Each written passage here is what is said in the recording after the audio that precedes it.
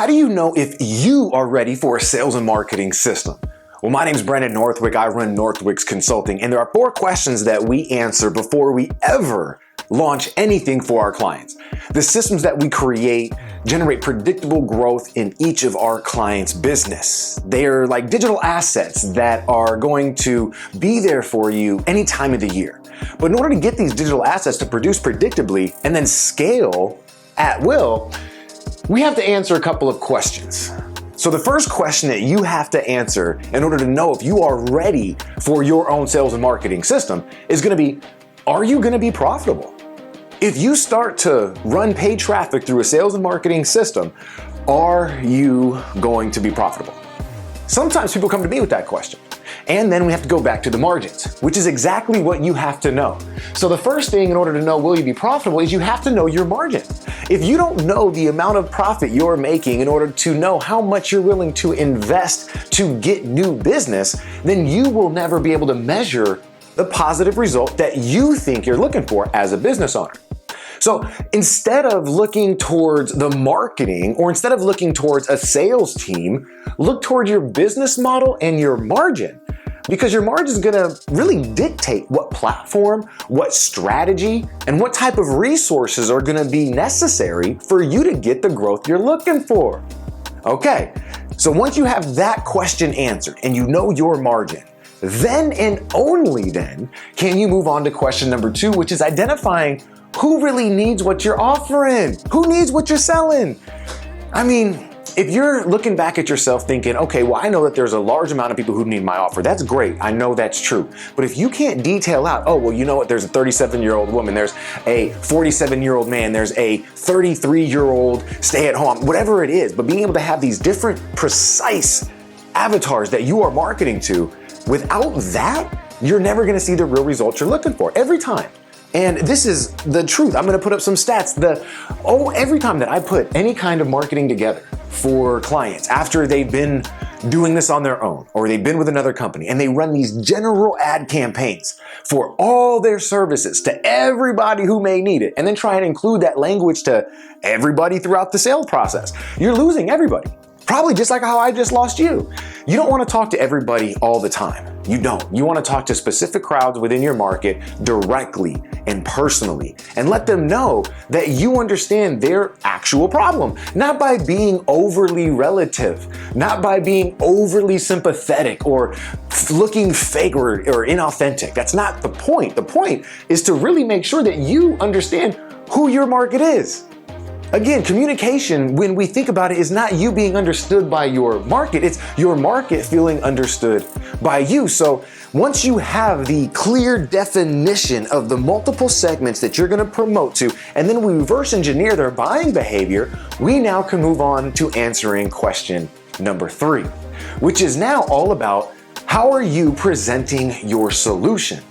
The solution, AKA your offer. What are you doing to wrap up your service or your product in such a way that makes it really irresistible, makes it a no-brainer for folks to really think about if they're in the buying decision?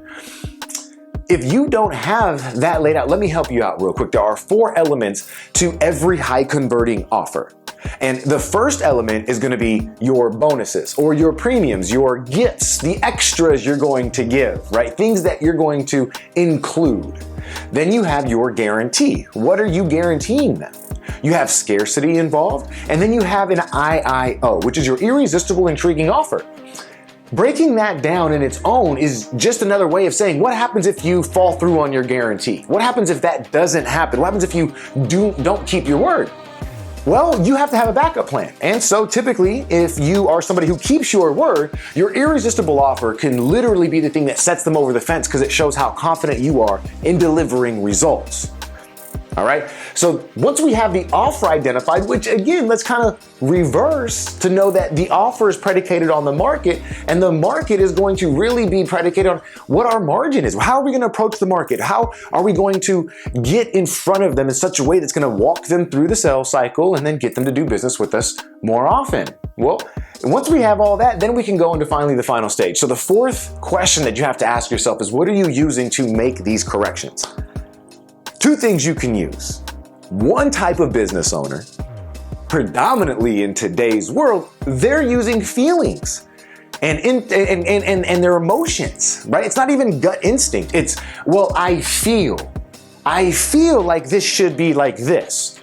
I feel like it should be like that. I'm pretty certain that all humans that I know and have been around, feelings mislead us. Feelings are misguided. Feelings aren't real data.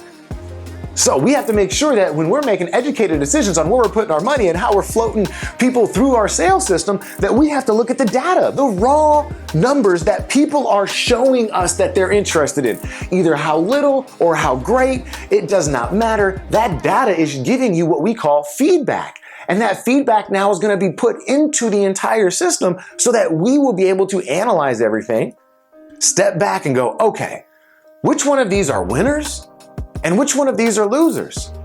And once we understand that we've got margins for all the products and services that we're selling, we've got different specific avatars that we are selling to that comprise and make up the entire market that you want to serve.